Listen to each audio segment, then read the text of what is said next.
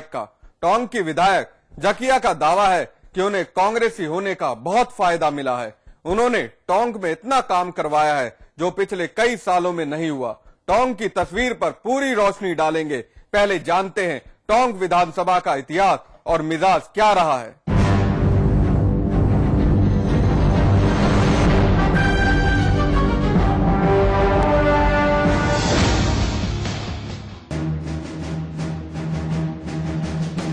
टोंक विधानसभा seat पर कांग्रेस हमेशा मुस्लिम card खेलती रही है, इसलिए बहुसंख्यक कांग्रेसी नेताओं को लगता है कि इस सीट से दावेदारी करने पर दाल नहीं गलेगी।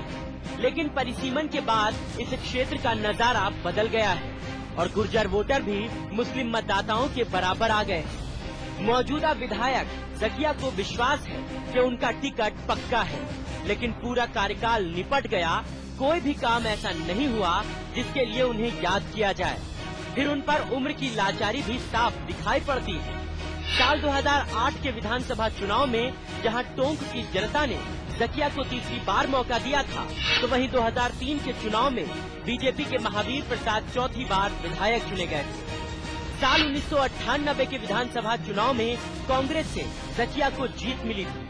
वहीं साल 1993 के विधानसभा चुनाव में बीजेपी के महावीर प्रसाद विधायक बने थे। इससे पहले साल 1990 के विधानसभा चुनाव में भी बीजेपी के महावीर प्रसाद ही जनता के विश्वास पर खरे उतरे थे। साल 1985 के विधानसभा चुनाव में कांग्रेस की जकिया पहली बार विधायक चुनी गई थी, तो वहीं साल 1980 में बीजेपी के महावीर प्रसाद ने विधानसभा चुनाव में जीत दर्ज की थी। साल 1977 के विधानसभा चुनाव में जेएनपी के अजीत सिंह विधायक बने थे। साल 1972 में बीजीएस के टिकट पर अजीत सिंह ही विधायक के रूप में चुने गए थे। साल 1967 के विधानसभा चुनाव में कांग्रेस के डी व्यास ने जीत हासिल की थी। साल 1962, 1957 और 1951 के विधानसभा चुनाव में कांग्रेस के लालू राम लगातार 3 बार विधायक पद पर काबिज रहे थे। मुस्लिम और गुर्जर बाहुल्य टोंक विधानसभा सीट पर इस बार किसका सितारा चमकता है, ये देखना काफी दिलचस्प होगा। नीतू कमल के साथ टोंक से जियाउद्दीन, समाचार प्लस।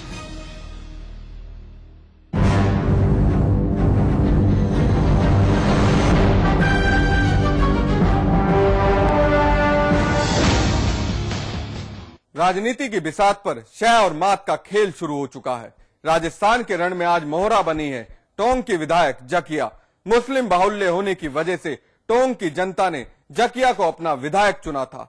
5 साल में पानी के हिसाब किताब में जकिया का रिपोर्ट कार्ड क्या कह रहा है, चलिए देखते हैं।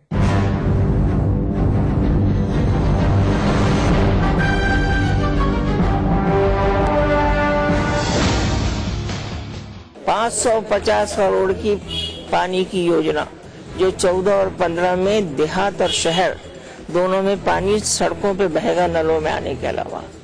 इमीडिएट वे में पानी की सख्त जरूरत थी, तो जो रिजर्वायर था उसमें 15 करोड़ रुपये, वो मेरी खास मेहनत थी, वरना मुझे कोई नहीं देता।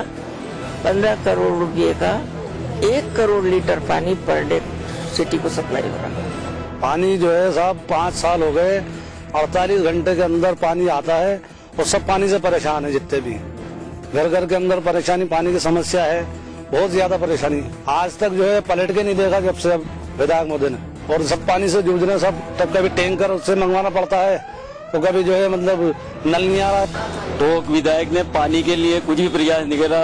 इतने जाम लगे टोंक में, उसके बावजूद उनका ध्यान बिल्कुल आकर्षित नहीं रहा। जो कि बाहरी व्यक्ति है वो, उसको टोंक से लेना देना नहीं है। 5 साल में कुछ भी नहीं करा विकास। पानी की हालात ये है, एक टाइम पानी मिल रहा है जो कि 2 दिन में है। दावे झूठे हैं सारे, बिल्कुल झूठे साबित है दावे। इसके अलावा विकास के नाम पर कोई भी काम नहीं करा उन्होंने। यहाँ पे पानी की तो बहुत दिनों से वो चल रही है मारामारी। मैं रोज तो पानी आता नहीं, कम 2 दिन में एक बार आता पानी, वो भी 1 घंटे के लिए और आधे घंटे के लिए। और यहाँ से जबकि ना बिशलपुर पास में ही है, फिर भी पानी की परेशानी है। नहीं, इसमें कुछ नहीं, विधायक ने नहीं करा। विधायक चाहे तो टोंक बिथलपुर पास में ही है, फिर भी कुछ कर सकते थे। कुछ नहीं आ रहा साहब। हमारे यहाँ पहले स्थल की तलाई के उधर एक टंकी बनाई गई थी, वहाँ पर से मतलब क्या है कि वो पानी वहीं देश वालियों के मोहल्ले में रोक लिया गया है, उससे आगे पानी आ ही नहीं रहा। इधर पठानों के मोहल्ले में खारा कुआ और पचकी दरवाजे तक कोई पानी की व्यवस्था नहीं है। विधायक महोदय ने पहले ये किया था कि अल्लाह ताज बाबा की मस्जिद के वहाँ पर हम टंकी बना देंगे, लेकिन आज तक कोई व्यवस्था नहीं है। 5 साल या 15 साल उन्होंने पूरे कर दिए, उसके बाद भी कोई व्यवस्था नहीं है वहाँ पानी का। ये दावा बिल्कुल सही नहीं है। बहुत सी बार जो है ना, बहुत सी बार टाइम पे पानी आता भी नहीं है, और 2-2 दिन में 3-3 दिन में जो है टोक के अंदर नल आते हैं, और टोक की जनता पानी से बहुत परेशान है पानी के लिए। और आए दिन ही जो है ना चौराहों पे इनका जाम लगाया जाता है।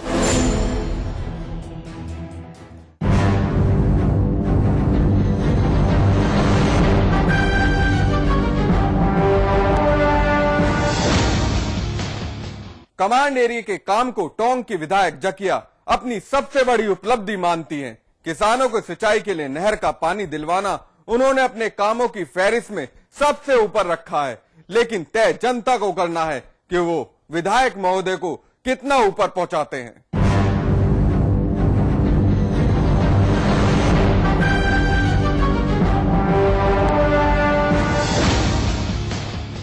सबसे पहला बड़ा काम मेरी नजर में टोंक के देहात में कमांड एरिया करवाना, जिसमें एक देहात के एक गांव में नहर आ रही है, और इससे मेरे भाई लोग और मेरा परिवार सब संपन्न हुआ है। आप एक बार गांव में चले जाएं, ऐसा कोई विधानसभा क्षेत्र नहीं है जिसका पूरा क्षेत्र कमांड हुआ हो। सुने ध्यान से, ऐसा कोई विधानसभा क्षेत्र नहीं है जिसका पूरा क्षेत्र कमांड में हो।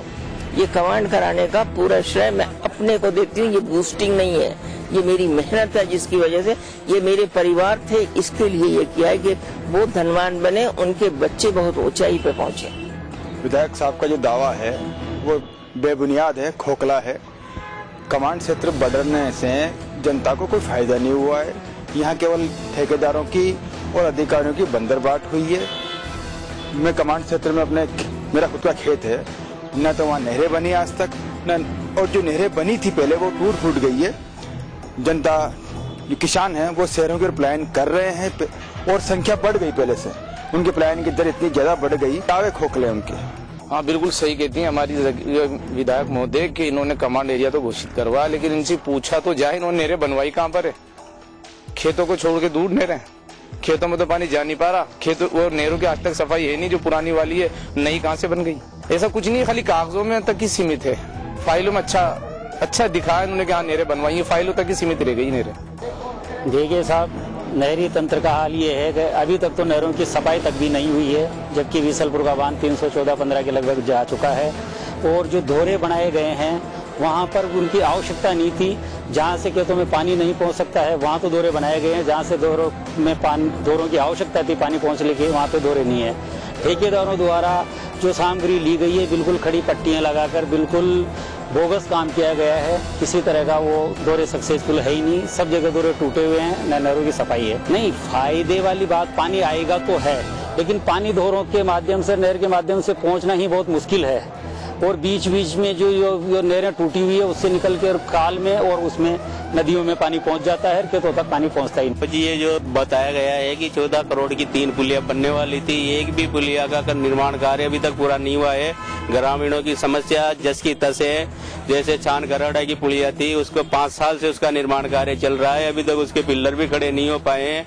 ग्रामीण बारिश का नदी में पानी आते ही नावों में बैठ करके आना पड़ता है, मोटरसाइकिलें और अन्य वाहन नावों में चढ़ा के लाना पड़ता है। किसी भी प्रकार की कोई ग्रामीणों को सुविधा इस राज्य में नहीं मिल पाई है। जो दावे खोखले हैं, निराधार है, झूठे हैं, और केवल वोटों को की राजनीति के लिए, वोट लेने के लिए झूठे दावे किए जा रहे हैं। देखिए, विधायक साहब के दावे की अपन बात करें तो वो अपने दावे पर किसी हद तक सही भी उतरते हैं, लेकिन जहां तक मेरा मानना है तो उन्होंने जो क्राइटेरिया बनाया अपना, नहरें बनवाई, नहरों के लिए, लेकिन जो घटिया सामग्री लगी है, लगभग मैं मानता हूँ नहरें बनी है, लेकिन उसमें घटिया सामग्री के चलते नहरें सक्सेस नहीं है। दूसरी बात, नहरों का जो विकास है वो इस तरीके से है कि लगभग मानिए किसानों को बिल्कुल फायदा नहीं मिल रहा है और न आगे मिलने की उम्मीद है।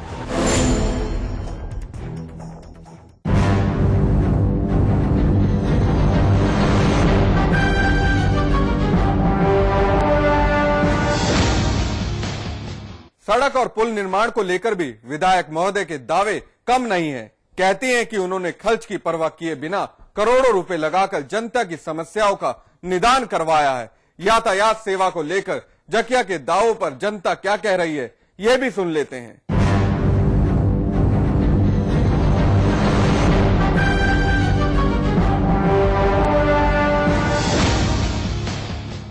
देखिए, सीवरेज लाइन अभी आपकी 3rd फेज में है। सीवरेज लाइन के लिए आपको टाइम दरकार है क्योंकि पानी की बहुत किल्लत है। उसमें एक आदमी के पर लीटर पानी 135 चाहिए। आज आपके पास 90 भी नहीं है पर लीटर पानी। कैसे सीवरेज लाइन आ जाएगी? खाली सीवरेज लाइन बिछाने से तो सड़कें खुदाने से कोई मतलब नहीं है। लोगों को, क्योंकि मेरे विधानसभा क्षेत्र में डिलिमिटेशन में बहुत बड़ा अंतर आया है। 11 विधानसभा की पंचायतें तो टोडा से जुड़ी हैं, 7 इधर से जुड़ी हैं। मेरा सारा विकसित एरिया तो चला गया जुलाई में। तो अब इनको जोड़ने के लिए सबसे बड़े पुल की जरूरत थी। एक पुल 14-14 करोड़ का है। छान का पुल के लिए मैं खुद जनता से माफी चाहती हूँ कि जो ठेकेदार था उसने काम सही नहीं किया है, इसलिए वरना अब तक पूरा हो जाना चाहिए था। चूली और बाड़ला का पुल मेरा ख्याल है महीने 15 दिन के अंदर PWD को हैंडओवर हो रहा है। तीसरा का जो पुल है वो तो मेरा ख्याल है 100 की पीस से निकला है। मैंने प्रपोजल दी और वो आ गया सैंक्शन होके, वो भी 14 के करीब का है, 14 के करीब का है। लोग इतने पानी में से चलते थे। ये दर्द है MLA को अपने लोगों का जो ये था, वरना ये पुल तो बहुत पहले बन जाने चाहिए थे। कि जो विधायक माननीय विधायिका जी ने जो टोंक के लिए जो 3 पुल सैंक्शन करवाए 14-14 करोड़ के, वो टोंक की जनता के लिए जो बरसात के समय में आवागमन के रास्ते बंद हो जाते थे, ग्रामीणों को काफी परेशानी, टोंक शहर से टोंक हॉस्पिटल में आने के लिए बाजार में अपने घरेलू कार्यों को पूरा नहीं कर सकते थे, तो उनको दिक्कतों को दूर करने के लिए माननीय विधायक जी ने 3 पुल सैंक्शन करवाए 14-14 करोड़ के। मगर करवाए तो हैं, मगर 5 साल में जब ये पुल बन के तैयार हुए ना, तो अगर माननीय विधायिका जी अगर टाइम पे अगर उनकी ऑडिट या चेकिंग करती तो पुल मजबूत होते, आज वो जर्जर अवस्था में नहीं होते। सड़कों की बहुत बुरी हालत है। इस मेन बाजार टोंक शहर के अंदर पूरे भयंकर खड्डे पड़े हुए हैं और आसपास शहर के जिनमें बहुत बुरी हालत। गाँव के अंदर अभी सड़कें बनी हुई नहीं, 22 के बाद सड़कें बिल्कुल भी जो है बनी हुई नहीं है। उनमें विधायक के दावा सब झूठे हैं, वो सब झूठ बोलते हैं जो विधायक बोल रहे हैं। सड़कों के बारे में अगर बात करी जाए तो सड़कों का मायाजाल तो इन्होंने फैलाया है, लेकिन प्रॉपर रूप से सड़कें बनी हुई नहीं है। हर महीने 2 महीने में एक सड़क तैयार होती है, पीछे की सड़क टूट जाती है। ये सरकारी जिम्मेदार है, सही मैनेजमेंट नहीं है, कोई सही प्लान नहीं है इन लोगों का। विधायकों ने यद्यपि सड़कों में काफी प्रोग्रेस की है, परंतु फिर भी काम अधूरे हैं। उनमें पूरी तरह की सुविधाएं नहीं है। साइडों में नाले वगैरह नहीं बनाए गए हैं जिससे पानी सड़कों पर बहता है और निरंतर आने जाने वालों को परेशानी होती है। कीचड़ के ढेर जगह जगह गलियों में लगे हुए हैं, वहाँ पर कोई सफाई की व्यवस्था नहीं है। नगर परिषद क्षेत्र से जितना भी कार्य होना चाहिए वो कार्य बिल्कुल नहीं हो रहा है और साथ साथ जो काम नाले बनने हैं या जो और कोई होना है या सफाई होनी है उसमें कोई प्रोग्रेस नहीं। हमारे टोंक विधायक की जो घोषणाएं हैं वो आज तक पूरी नहीं हो पाई है। जो आम व्यक्ति की मूलभूत सुविधाएं हैं, जैसे सड़क ले लो, टोंक शहर में सड़कों का जाल बिछाने का एक दावा करती है, जबकि सड़कों की स्थिति ये है कि आज भी 2 कदम चलने पर हर एक गड्ढा मिलेगा। जी, ये जो बताया गया है कि 14 करोड़ की 3 पुलिया बनने वाली थी, एक भी पुलिया का निर्माण कार्य अभी तक पूरा नहीं हुआ है। ग्रामीणों की समस्या जस की तस है। जैसे छान गरड़ा की पुलिया थी, उसको 5 साल से उसका निर्माण कार्य चल रहा है, अभी तक उसके पिल्लर भी खड़े नहीं हो पाए हैं। ग्रामीण बारिश का नदी में पानी आते ही नावों में बैठ करके आना पड़ता है, मोटरसाइकिलें और अन्य वाहन नावों में चढ़ा के लाना पड़ता है। किसी भी प्रकार की कोई ग्रामीणों को सुविधा इस राज्य में नहीं मिल पाई है। जो दावे खोखले हैं, निराधार है, झूठे हैं और केवल वोटों को की राजनीति के लिए, वोट लेने के लिए झूठे दावे किए जा रहे हैं।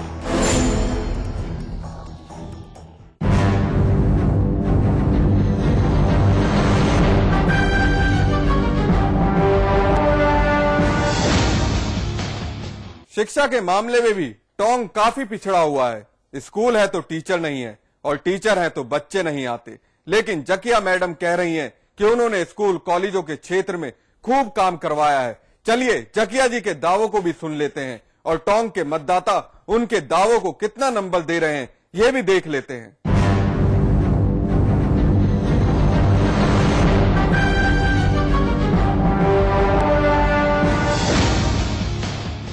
कॉलेज ले लो, मेडिकल कॉलेज, होम्योपैथिक का है, यूनानी कॉलेज। और मैंने एक प्रपोज किया है माइनॉरिटी कोटे से